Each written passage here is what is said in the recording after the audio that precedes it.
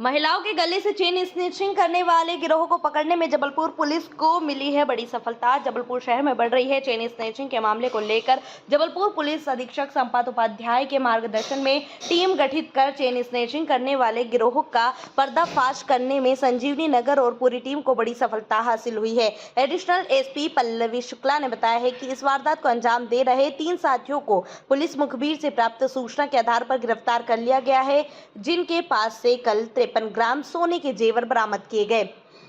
इस गिरोह के 2 सदस्य अन्य साथियों की तलाश कर रहे हैं। यहां जानकारी पुलिस कंट्रोल में आयोजित पत्रकार वार्ता के दौरान पुलिस अधीक्षक के द्वारा दी गई। साथ ही पकड़े गए इन आरोपियों से अन्य चोरी की घटनाओं के विषय में पूछताछ जारी है।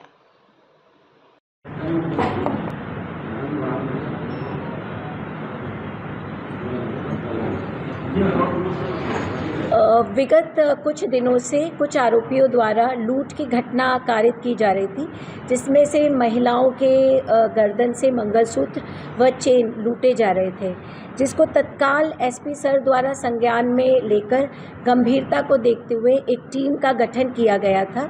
टीआई संजीवनी थाना प्रभारी संजीवनी नगर थाना प्रभारी के अंतर्गत एक टीम का गठन किया गया।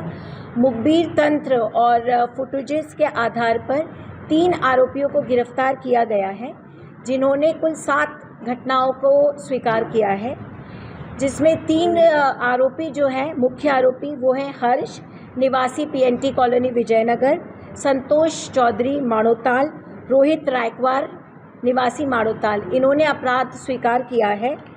उपरोक्त आरोपीगण बिना नंबर की एक्सेस गाड़ी को इस्तेमाल करके घटना को अंजाम दिया करते थे।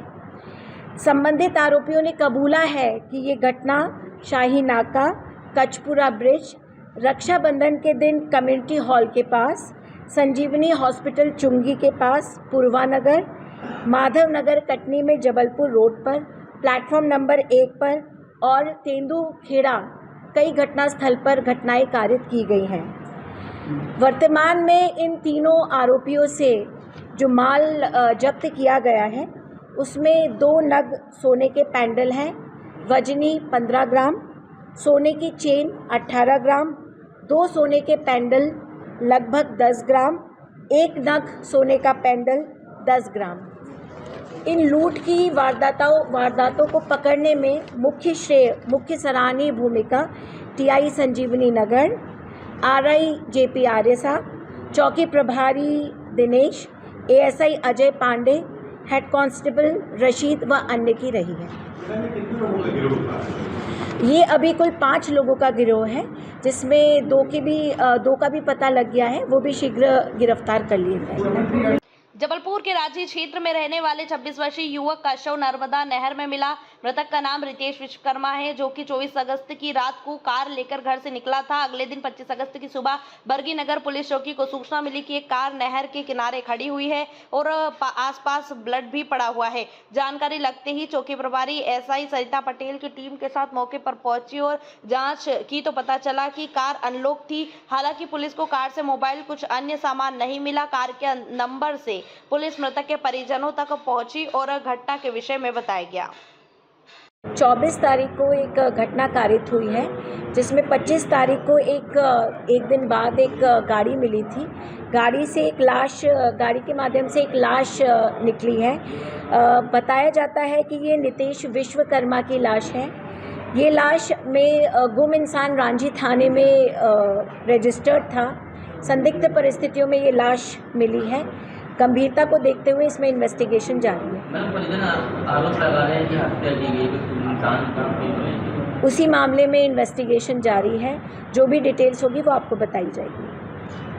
जबलपुर के बेलबाग थाना अंतर्गत रामलीला मैदान में चल रही मटकी फोड़ प्रतियोगिता आयोजन के दौरान अपनी घटनाओं से बचने के लिए पुलिस द्वारा लगातार सघन चेकिंग और गश्त की जा रही थी। चेकिंग के दौरान रामलीला मैदान के पास खड़े एक संदिग्ध युवक को जब पुलिस ने पूछताछ के लिए रोका तो उसकी तलाशी ली गई तो उसके पास से एक लोडेड पिस्तौल बरामद की गई। साथ ही 5 जिंदा कारतूस भी उसकी जेब से बरामद किए गए हैं। थाना प्रभारी बेलबाग राजकुमार खटिक ने बताया कि पूछताछ में युवक ने अपना नाम फैज खान बताया है, जो कि अंधेर देव के पास का रहने वाला है। पुलिस द्वारा आरोपी को गिरफ्तार करते हुए उसे हथियार के संबंध में पूछताछ की जा रही है। वहीं अन्यथाओं से भी आरोपी के आपराधिक रिकॉर्ड मांगे गए हैं।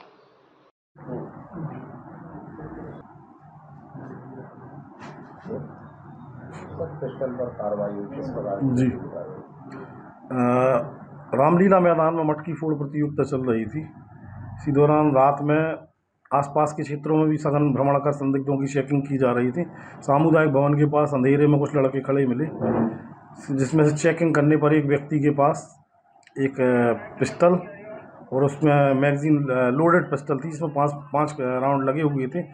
उसकी जेब को चेक करने पर एक मैगजीन और मिली, जिसमें से 5 राउंड और मिले, जिनके खिलाफ पिस्टल जब्त कर वैधानिक प्रक्रिया की गई।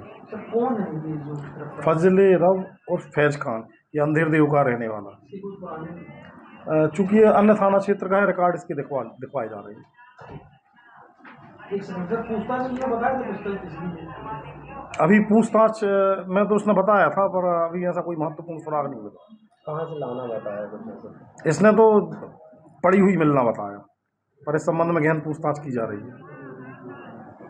1.5 साल की बच्ची के ईद गिर्द घूम रहा था खतरनाक सांप। तिलवारा थाना अंतर्गत क्रेशर बस्ती निवासी शांतिबाई ठाकुर प्रातः 4 बजे स्नान करने के बाद पूजन कर रही थी। तभी उनकी 1.5 साल की नातिन की रोने की आवाज आई। वे तत्काल नातिन के पास गई तो जो दृश्य देखा तो वो घबरा गई। दरअसल बच्ची सोकर उठी थी और उसके सिर के पास एक काले रंग का सफेद धारियों वाला 3.5 फीट लंबा सांप बैठा था। शांतिबाई ने अपने आप को बामुश्किल सामान्य किया और हिम्मत करके बच्ची को गोद लेकर बाहर भागी और दूसरे कमरे में सो रहे अपने पति पप्पू ठाकुर को उठाया और सांप की जानकारी दी। इस दौरान सर्प मिट्टी की कच्ची दीवार की दरार में प्रवेश कर गया। तथा सुबह 6 बजे पप्पू ने सर्प विशेषज्ञ गजेंद्र दुबे को इसकी सूचना दी। मौके पर दुबे जी पहुंचे और सर्प को पकड़कर जंगल में छोड़ दिया गया।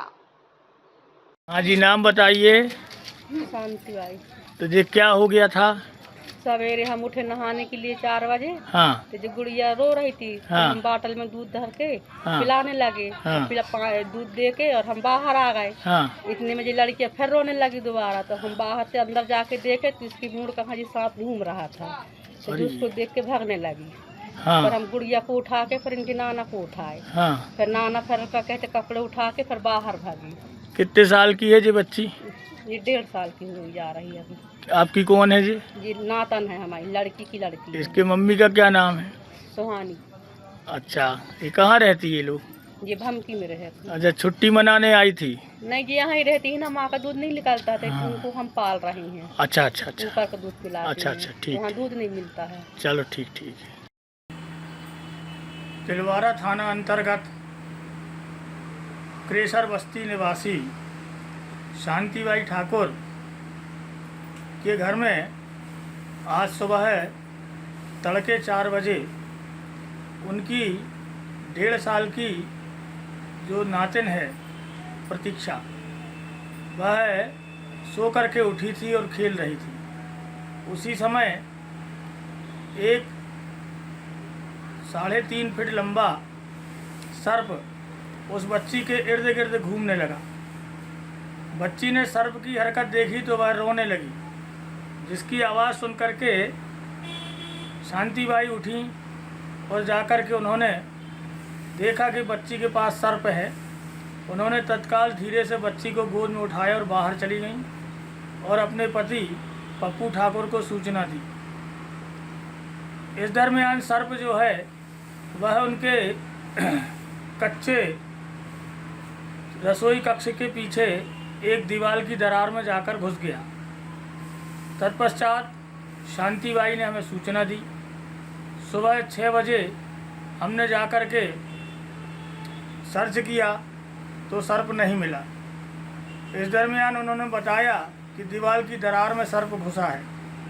हमने वहाँ पर थोड़ा सा फिनाइल का छिड़काव किया और वापस आ गए। लगभग 7 बजे 7:30 बजे सुबह है, फिनाइल की गंध से परेशान होकर सर्प फिर बाहर निकल आया और शांतिबाई ने हमें सूचना दी। हम पुनः मौके पर गए। रेस्क्यू करते हुए इस सर्प को हमने पकड़ लिया। ये सर्प इंडियन कॉमन करेंट प्रजाति का है, जिसे लोक भाषा में गरेहटा कहा जाता है। और ये सर्प जो है भारत का सबसे खतरनाक और जहरीला सर्प है। यह सोते समय काटता है। एकदम काला तथा सफ़ेद धारीदार ये सर्प साइलेंट किलर भी कहा जाता है। इसको ह्यूमन बॉडी बहुत पसंद है। अर्थात मानवीय गर्माहट को यह बहुत पसंद करता है। यह कंबल में घुस कर के सोते हुए व्यक्ति के अंग से चिपक जाता है और यदि वह व्यक्ति करवट लेता है तो दबाव में यह उसे काट लेता है। काटते समय ऐसा लगता है जैसे चींटी ने काटा हो। लगभग 3 घंटे के अंदर यदि मेडिकल उपचार नहीं मिला तो पीड़ित व्यक्ति की जान जाना संभव है। इसमें न्यूरोटॉक्सिन जहर होता है और साइटोटॉक्सिन जहर भी होता है। एक कोबरा से कहीं ज़्यादा प्रभावशील जहर होता है। यद्यपि बिना छेड़छाड़ किए सर्प नुकसान नहीं करते हैं। अभी एकदम से बारिश होती है और रुकती है जिसके कारण उमस हो रही है। इसी के कारण सर्प व्याकुल होकर के यहाँ वहाँ प्रवेश कर रहे हैं। लोगों से निवेदन है सर्प से छेड़छाड़ न करें, घर में साफ सफाई रखें, काली फिनाइल का छिड़काव करें, सर्प दिखने पर सूचना दें ताकि उन्हें पकड़ करके उनके प्राकृतिक रहवास में सुरक्षित छोड़ा जा सके। गजेंद्र दुबे, सर्प एवं वन्य प्राणी विशेषज्ञ, जबलपुर।